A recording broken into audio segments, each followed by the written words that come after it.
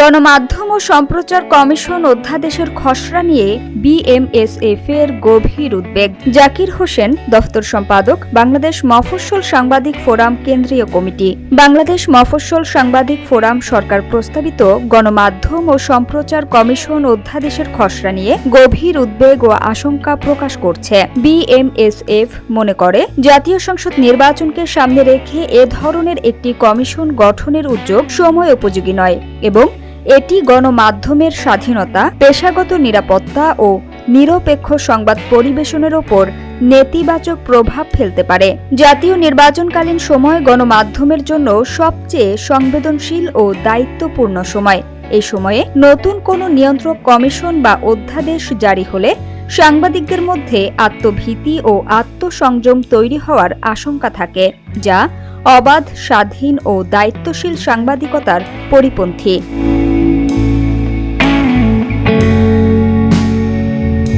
BMSF এর trustee বোর্ডের chairman ও কেন্দ্রীয় কমিটির সভাপতি আহমেদ আবু জাফর এবং সাধারণ সম্পাদক লায়ন মোহাম্মদ আবুল হোসেন সোমবার গণমাধ্যমকে পাঠানো এক বিবৃতিতে বলেন, গণমাধ্যম সংস্কার একটি গুরুত্বপূর্ণ রাষ্ট্রীয় প্রক্রিয়া, যা কখনোই তড়িঘড়ি করে বা অধ্যাদেশের মাধ্যমে করা উচিত নয়। বরং এ বিষয়ে সংসদে পূর্ণাঙ্গ আলোচনা, গণশুনানি এবং সকল সাংবাদিক সংগঠন, সম্পাদক পরিষদ ও নাগরিক সমাজের অংশগ্রহণ নিশ্চিত করা আবশ্যক।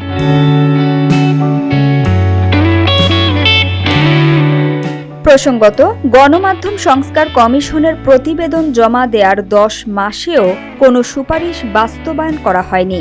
অন্তর্বর্তী সরকারের মেয়াদের একেবারে শেষ প্রান্তে এসে এখন জাতীয় গণমাধ্যম কমিশন গঠনের উদ্যোগ নেওয়া হয়েছে। তথ্য ও সম্প্রচার মন্ত্রণালয় জাতীয় গণমাধ্যম কমিশন অধ্যাদেশ 2026-এর একটি খসড়া তৈরি করে মতামত নিতে সেটি গত বুধবার মন্ত্রণালয়ের ওয়েবসাইটে প্রকাশ করেছে।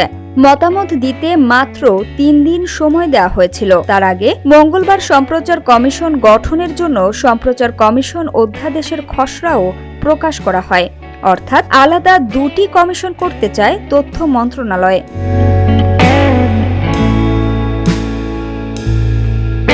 বিশেষ করে মফস্বল ও প্রান্তিক পর্যায়ের সাংবাদিকরা দীর্ঘদিন ধরে নানামুখী পেশাগত সংকট, নিরাপত্তাহীনতা ও আর্থিক বৈষম্যের মধ্যে কাজ করে যাচ্ছেন। এই বাস্তবতা উপেক্ষা করে নিয়ন্ত্রণমূলক কোনো কাঠামো আরোপ করা হলে তা সাংবাদিক সমাজের মধ্যে আস্থার সংকট আরও গভীর করবে। বাংলাদেশ মফস্বল সাংবাদিক ফোরাম মনে করে, জাতীয় নির্বাচন সম্পন্ন না হওয়া পর্যন্ত গণমাধ্যম ও সম্প্রচার কমিশন গঠনের উদ্যোগ স্থগিত রাখা উচিত। গণমাধ্যম সংস্কারের মূল লক্ষ্য হওয়া উচিত সাংবাদিকদের পেশাগত নিরাপত্তা, স্বাধীনতা ও মর্যাদা নিশ্চিত করা। কমিশন গঠনের আগে সকল অংশীজনের সঙ্গে উন্মুক্ত ও স্বচ্ছ সংলাপ অপরিহার্য।